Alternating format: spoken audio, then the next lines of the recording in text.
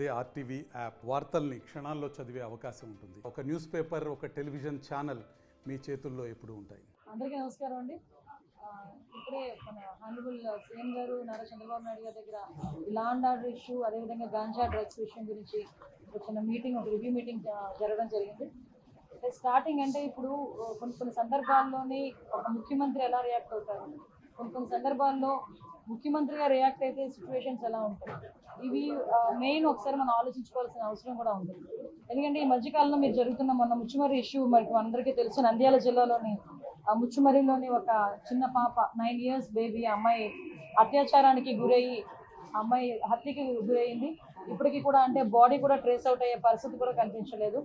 So ఇటువంటి సిచ్యువేషన్స్లోని మాట్లాడేటప్పుడు కూడా చాలా క్లియర్గా ఇటువంటి సంఘటనలు ఎందుకు జరుగుతున్నాయి, ఇది ఒక ఎత్తు అయితే నిన్ననే మనం చూసాం ఒక 6 నెలల పసికందు నిజంగా వాడిని రాక్షసుడనాలో వాడిని ఏమనాలో కూడా అర్థం కాని పరిస్థితి ఉంది.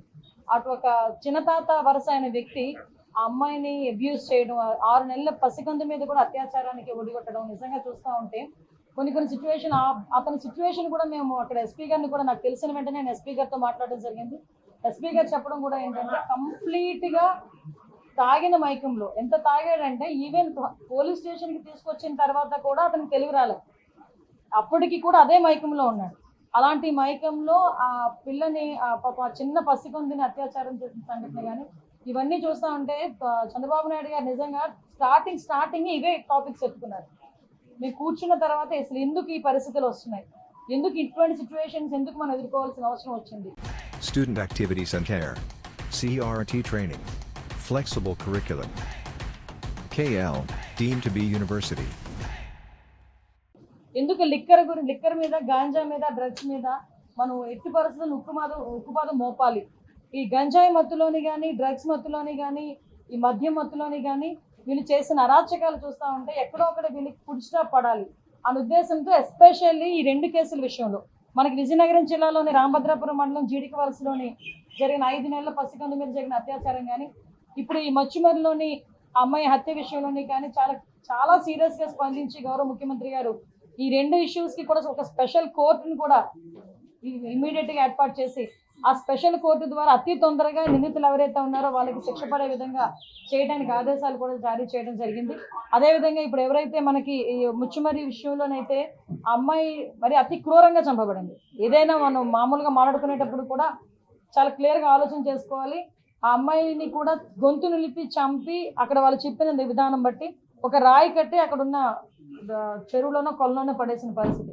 సో అటువంటి సిచ్యువేషన్లో అమ్మాయి బాడీ కూడా ట్రేస్ అవుట్ అవ్వలేదు. ఎన్డీఆర్ఎఫ్ బృందాలు ఇంచుమించుగా చాలా ఎక్కువగా మేమందరం కూడా పంపించడం జరిగింది. ప్రతిరోజు కూడా కంపల్సరీగా చంద్రబాబు నాయుడు గారు దీని గురించి మానిటర్ చేస్తున్నారు. మమ్మల్ని ప్రతిరోజు అడుగుతున్నారు ఎంతవరకు వచ్చిందని, రిపోర్ట్ ఏంటని అడుగుతున్నారు.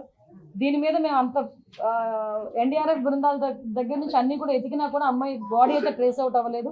ఇప్పుడు ఆ తల్లిదండ్రులు వాళ్ళు ఎవరైతే నిందితులు ఉన్నారో నిందితులను కూడా పట్టుకుని రిమాండ్కి పంపించడం కూడా జరుగుతుంది. అరెస్ట్ చేయడం జరిగింది. ఇప్పుడు రిమాండ్ కూడా పెడుతున్నారు.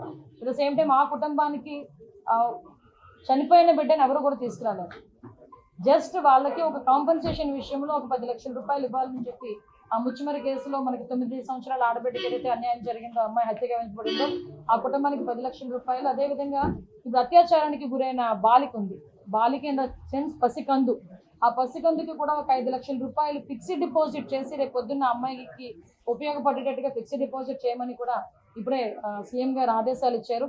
ఈ విషయంలో ఎలాంటి వాళ్ళైనా కూడా పగడ్బందీగా ఎట్టి పరిస్థితులను వదిలే ప్రసక్తి లేదు అని చెప్పి చాలా క్లియర్గా చెప్పడం జరిగింది. అట్ ద సేమ్ టైం ఈరోజు ఏదైతే గాంజా విపరీతంగా పెరిగిపోయి, డ్రగ్స్ విపరీతంగా యూసెస్ పెరిగిపోయి, నకిలీ మద్యం తాగి వాటికి అలవాటు పడిపోయి వాటి నుంచి బయటికి రాని సిచ్యువేషన్స్లో ఉన్న వాళ్ళని కూడా ఏ విధంగా బయటకు తీసుకురావాలి, ఏ విధంగా రీఅడిక్షన్ సెంటర్స్ ఏర్పాటు చేయాలి, వీటన్నిటి మీద కూడా రివ్యూ జరుగుతుంది. డెఫినెట్గా రాబోయే కాలంలో ఆడపిల్ల మీద ఒకటి మాత్రం చాలా క్లియర్ అండి, ఆడపిల్ల మీద తప్పుడుగా చూడాలనుకున్నా కూడా భయం కలగాలి. తప్పుడుగా వాళ్ళ మీద ప్రవర్తించిన రోజే అదే ఆఖరి రోజు అవ్వాలి వాడికి అన్న విధంగా చట్టాలని కూడా మేము క్లియర్ కట్గా చట్టాలని కూడా మేము చేసుకుంటామండి. డెఫినెట్గా రాబోయే కాలంలోని ఆడపిల్లల మీద ఎటువంటి అఘాయిత్యాలు జరగకుండా చూసుకునే బాధ్యత కూడా తీసుకుంటాం. ఏదైతే ఈ 2 విషయాలని కూడా నేనే స్వయంగా వెళ్ళి వాళ్ళకి ఆర్థిక సహాయం అందించేటట్టుగా నేను ఏర్పాటు చేస్తాను. హిమాచల్ కాన్స్టిట్యూన్సీలో కూడా ఆ అమ్మాయి మీద చనిపోయింది కదా మరి. అవునండి, ఆ అమ్మాయి మీద కూడా చేస్తారు. అది చేస్తామండి, అది కూడా చేస్తాం. ఇంకా అనౌన్స్ చేయలేదు, అనౌన్స్ చేస్తామండి. 9 రోజులు అయింది వచ్చి ఈ రోజు. ఎస్, 9 రోజులండి. నిజంగా మీరు ఆ విషయంలోని మనం ఏది దాటేయాల్సిన అవసరం లేదు. ఎందుకంటే 9 రోజులు కూడా డే ఫస్ట్ నుంచి కూడా కంప్లైంట్ వచ్చిన డే ఫస్ట్ నుంచి కూడా ఎవరినైతే నిందితులను పట్టుకున్నారో ఆ నిందితులను పట్టుకుని వాళ్ళు ఇంట్రాగేట్ చేస్తున్నారు. ఆఖరికి ఏంటంటే గట్టిగా ఇంట్రాగేట్ చేస్తే వాళ్ళ తల్లిదండ్రులు ఇందులో ఇన్వాల్వ్ అయి ఉన్నారు. అంటే ఎవరైతే ఆ ముగ్గురు పిల్లలు కూడా మైనర్లు, ముగ్గురు పిల్లలు మైనర్లే. ఆ ముగ్గురు పిల్లలు మైనర్లు, వాళ్ళు చేయలేరు కాబట్టి వాళ్ళ పేరెంట్ని ఎవరినో సహాయం తీసుకున్నారు. వాళ్ళ పేరెంట్ ఏంటంటే కొడుకులు రక్షించాలన్న తపనలోని ఈ విధంగా వాళ్ళు కూడా చేయడం అనేది జరిగింది.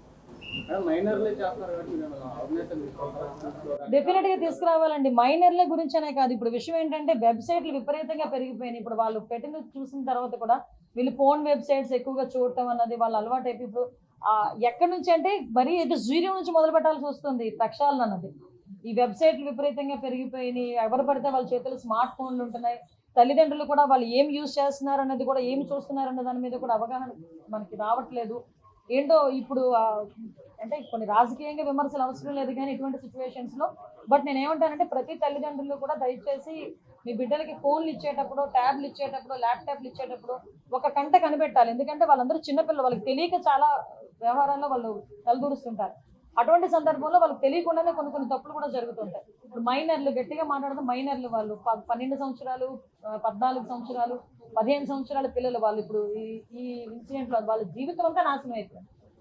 మొత్తం జీవితం అంతా నాశనం అయిపోయినట్టు. ఈరోజు ఆ బిడ్డను కూడా తీసుకురాలి. ఆ విషయంలోని కూడా దయచేసి తల్లిదండ్రులు కూడా కొంచెం అవేర్గా ఉండాలి. నెక్స్ట్ స్కూల్స్లో కూడా వాటి మీద కంపల్సరీగా అవేర్నెస్ క్రియేట్ చేయాలి అన్నది.